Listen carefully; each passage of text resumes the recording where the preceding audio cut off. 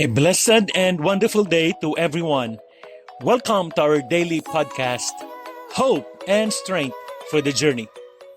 Our scripture verse for today is found in the book of Psalm chapter 9 verse 10 says, "Those who know your name trust in you, for you, Lord, have never forsaken those who seek you." In our journey through life, trust is foundational. We trust in relationships, in systems, and even in things as basic as the sunrise each morning. But when life gets tough or when circumstances become uncertain, the question we often face is, where is our trust really anchored? Dadalhin tayo ng Psalm chapter 9 verse 10 sa puso ng katanungang ito, na ipinapakita sa atin na ang tunay na kapanatagan, pangmatagalang kapayapaan at matibay na kumpiyansa ay nagmumula sa pagkilala sa Diyos at pagtitiwala sa Kanyang pangalan. Sinasabi nito, ang mga nakakakilala sa iyong pangalan ay nagtitiwala sa iyo, sapagkat ikaw, Panginoon, ay hindi kailanman pinabayaan ang mga humahanap sa iyo. This verse is more than a simple statement. It's a profound promise that when we truly know God, His character, His faithfulness, His love, trust becomes the natural response. Today, as we explore what it means to truly trust in God's truths, we'll see that trust is not blind faith, but faith built on God's proven character. We will be reminded that our God who holds the universe is the same God who promises to hold us, guide us, and never forsake us. Amen. Number 1, the power of knowing God's name. The verse says, those who know your name. Meaning, number 1, recognition. Ang pagkilala sa pangalan ng Diyos ay ang pagkilala sa Kanyang katangian. Bawat pangalan ng Diyos sa kasulatan ay nagpapahayag ng natatanging aspeto ng Kanyang kalikasan, tulad ng Jehovah Jireh, tagapagbigay, Jehovah Shalom, kapayapaan, at Jehovah Rapha, manggagamot. Amen.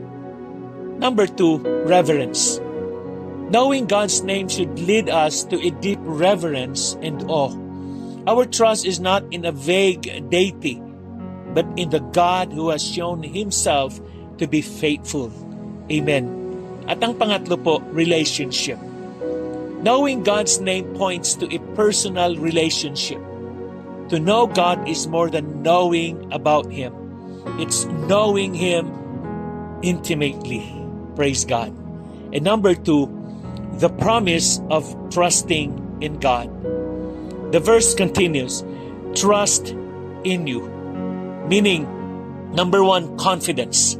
Ang pagtitiwala sa Diyos ay ang pagkakaroon ng kumpiyansa sa kung sino siya. Maaari natin siyang pagkatiwalaan dahil walang bahid ang kanyang kasaysayan. Hindi siya kailanman sumira ng pangako. At ang pangalawa, commitment. Trust is not a feeling, but a commitment. Even when circumstances are challenging, trust means committing to God's guidance, wisdom, and timing. Amen. At ang pangatlo po, contentment. True trust in God leads to contentment in every situation. With trust comes peace, knowing that God is in control even when we are not. Amen. And number 3, the provision of God for the seekers. And the verse continues, "For you, Lord, have never forsaken those who seek you." Meaning, number 1, faithfulness. Hindi kailanman pinababayaan ng Diyos ang Kanyang mga tao. Punong-puno ang Biblia ng mga halimbawa kung paano nananatili ang Diyos sa Kanyang bayan, kahit pa sila ay nadapa o nag-aalinlangan. Amen. At ang pangalawa po, fulfillment.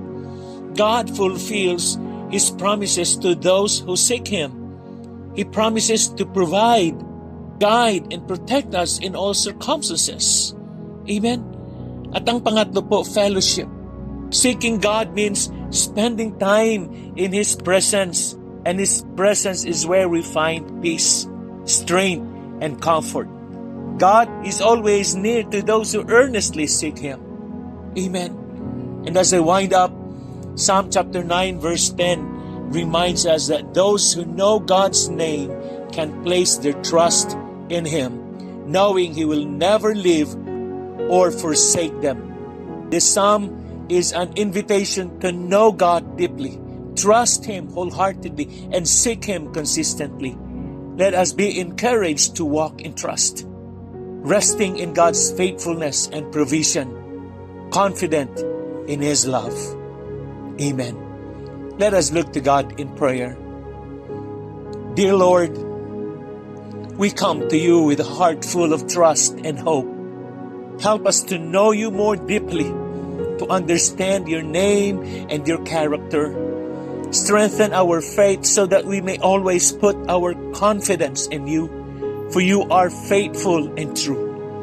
We thank You for never forsaking those who seek You and for being our refuge in every season. Guide us in Your ways and remind us that in You we find our peace, our strength, and our security. In Jesus' name we pray. Amen and amen. Again, good day and have a peaceful day ahead of you. God bless you and your family. See you again tomorrow.